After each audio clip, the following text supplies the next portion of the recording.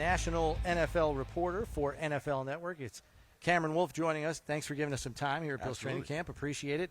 I think we're going to start off in your resident wheelhouse, which would be Miami, because, you know, we only see the reports you and others are making when the deal gets done for Tua and stuff like that. Can you give us a sense as to the ramp-up to the deal finally getting agreed upon and signed? Because we had heard differing takes on just how far apart they were. I don't think it got nasty by any means, but we were just wondering. It seemed like they were far apart, and then were they closer? Just maybe walk us through the final stages of that and how they finally got to a deal. Yeah, I would say those first few days of training camp were definitely awkward because I think all sides expected something to be done by the start of training camp. You could focus on football, and then you get into training camp and he's still not signed, and it became kind of a juggling act of, is he going to practice today? Yeah. Is it some? Is it all? To the point where even the players didn't know. They would wake up Monday morning and didn't know if he was going to be out there in full or part, and nobody wanted to get in the quarterback's business because it's his money, and ultimately they were able to get it done. I think that, you know, they were a few million away on average value and some guarantees, and I think ultimately they both budged a little bit and came to that medium. Tua didn't reset the market to the Joe Burrow, the Trevor Lawrence number, but they also came up to 53 to kind of give him similar to that Jared Goff deal. So it's a deal that secures him as a starting quarterback at least for the next 3 years, and the hope is for them he ends up winning them some playoff games, and they feel good about an extension, you know, a few years down the line. How do the expectations change for Tua now with this contract, with this massive deal for a quarterback? I know it didn't reset the market, but it's still big money for a team who's trying to beat the Buffalo Bills when it comes down to it. Absolutely. $53 million is $53 million. It doesn't matter if he was a couple million short.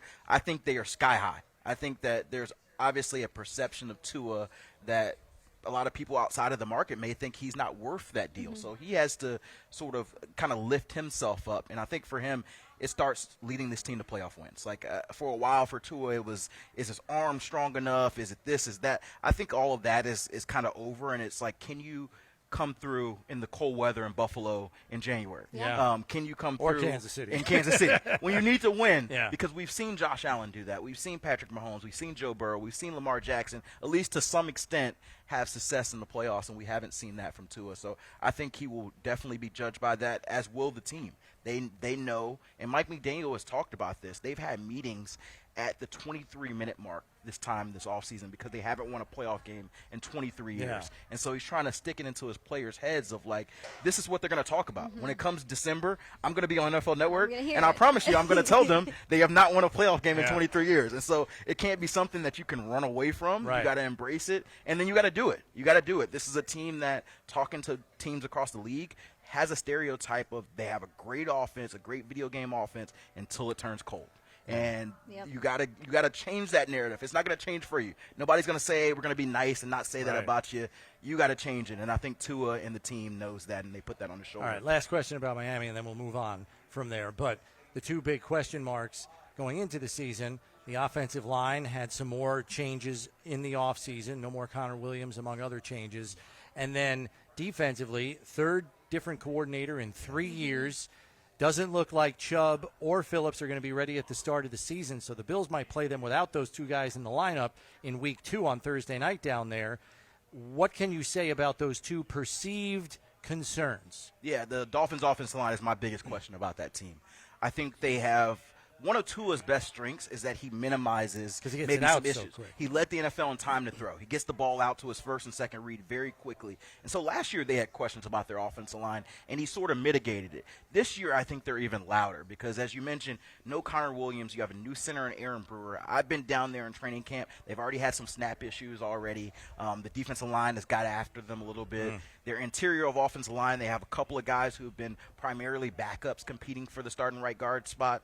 And then their starting left guard hasn't played a game in almost a year coming off a quad injury, and he's still on the PUP list. So there's a lot of concern for me. And Robert Hunt's out there. And Robert Hunt is in Carolina. That's why that right guard spot is open. So that side of the ball is definitely a concern for me. I know offensive line is an issue everywhere, but in Miami, it's definitely one. And then on the defensive side, as you mentioned, with those two edge guys, I wouldn't anticipate them making a big impact until maybe the second half of the season. Yeah. You're coming off a long-term injury. An Achilles injury for Jalen Phillips, where I know some guys have been pushing it. Aaron Rodgers has been pushing this kind of futuristic return, but for a while that had been a year-plus recovery. And even if he makes it 9 or 10 months, that's into the season. He's at the 8-month mark now. He's not practicing. I've seen him run, but he's not 100% yet. Yeah. And so you're right. Week 2, even if they are on the field, I wouldn't anticipate them looking anything near the type of players you're used to. And so they're going to have to get by early in the season with a lot of young players. Their first-round pick, Chop Robinson. Yeah, because Shaq Barrett up and retired a day before the start of the season. Yeah. And so they re-signed Emmanuel Ogbah, who they cut earlier the year because of money reasons, and they brought him back on a lesser number. Yeah. He'll try to fill Shaq's spot, but definitely those interior spots, the trenches, are definitely a concern for this team early in the season. Well, let's flip to Buffalo, the Bills, since we are in Rochester at training camp. You got to take in practice today. What were your impressions of this team as you got to look at them for the first time preparing for the 2024 season? Yes, the energy, first of all, because the reality for Buffalo is they've won a division for 4 straight years and not necessarily got over the top. And so I think people outside of their building are wondering, like, is the window closed? Right. That sort of question. I'm sure you guys have heard that a lot. Yeah. All the time. I was taken aback just by the energy, like even small things, like after every touchdown, the guys coming together, giving it to the offensive lineman and spiking it down. I don't see that everywhere. I've been to 4 different stops. I haven't seen that type of energy from your offense, that kind of youthful fun. To me, that stuff galvanizes a team. That makes you kind of want to be out there with your guys, and I'm sure they hear the noise, and a part of it is like, we're going to show you. You say we don't have any receivers now that Steph's gone, we're going to show you. And so I was definitely keeping a close eye on the offense and particularly their receiver weapons to see what we saw. Saw a couple flashes for Keon Coleman. He had a really nice grab on the sidelines. Got an offensive pass interference call. I talked to him after. He said it was an offensive pass interference on my view, but I'm not in the business of arguing with the referees. Rasul Douglas said it was OPI, so whatever. They're always going to say that. But anyway, his wide catch radius, I think, is already flashing. And, I don't expect him in any way. Nobody should expect him 1-for-1 to replace Stephon Diggs. But if you get some from Keon Coleman, if you get even more from Dalton Kincaid, who I think is going to have a great year too, and we saw more flashes from today. If you get Curtis Samuel doing a little bit in receiver, doing a little bit at running back, some of the stuff Joe Brady did with him in Carolina, I think that you have a more versatile offense than maybe you had previously. And it may even help once you get chemistry later in the season that Josh Allen doesn't have to always say, hey, this play's going to Stephon Diggs no matter what. Yeah, he can just play the play. We were talking about that on the show ourselves. The other guy that you probably have some familiarity with, too, is Mack Hollins, who I think at this point is a lock to make the roster. He's already been labeled a glue guy here. He's got a magnetic personality. He's a little eccentric, but he's got a magnetic personality, and it's really kind of pulled that wide receiver room together after 2 captains in Davis and Diggs are out the door. Never really got an opportunity to do a whole lot on offense in Miami. He was kind of buried on the depth chart. But that one year he was with the Raiders and got a chance to play, put up 850 yards, like 5-6 touchdowns. I think the Bills would be very happy if he could put up numbers like that here. And it looks like he's going to be in the top 4 in the rotation. Whether he's 3 or 4, I don't know. Yep. But he's going to be up there in the rotation. What do you think is realistic for him in this offense? Well, first, eccentric, I think, is a great adjective to describe Mack Hollins. I was actually just talking to Greg Rousseau, who had bare feet, and I'm like, did you get that from Mack Hollins? He said, actually, I was doing it before Mack Hollins, but I think Mack Hollins. Greg's calling it. He's like, I know he won't like that, but he said that I think that a lot of people have been inspired by Mack Hollins, but he said I am very much using utensils. As far as Mack Hollins as a player, I think that what he has is an advantage for him. He's really good at things that coaches love for you to be great at. He's a great blocker. He's always knowing his assignment. He's a great special teams player. And I think because of that, he probably has been limited on what he's been able to do offensively. When he's got opportunity, he's definitely been a really good deep ball weapon. He's got a big body, and, he's not as athletic as Keon, but he has some of the similar abilities to be able to go and get it. And when you have a quarterback like Josh with that arm, I don't think you can have enough of those big weapons to go get it. So I can see Mack Hollins definitely playing a key role, like you said, in one of the top 4 spots here. And, you get 500, 600, 700 yards from Mack Hollins, I think that's a win. It's not just the offense that's going to look different this season. The defense also had a lot of captains leave that team. No Micah Hyde right now, no Jordan Poyer either, and you've got two huge players working their way back from injuries still, and Von Miller, who did finish the season but told us, I probably shouldn't have played, but now I feel like I'm not thinking about that knee anymore. And then Matt Milano as well, who has started training camp not being held back at all, which Brandon Beane said was what we had hoped for when he started training camp. What's the story you're hearing about this defense right now as they start to piece things together, too, without some big names a part of it? Well, let's start with Von Miller, because I think he would tell you last year wasn't his game. 0 sacks.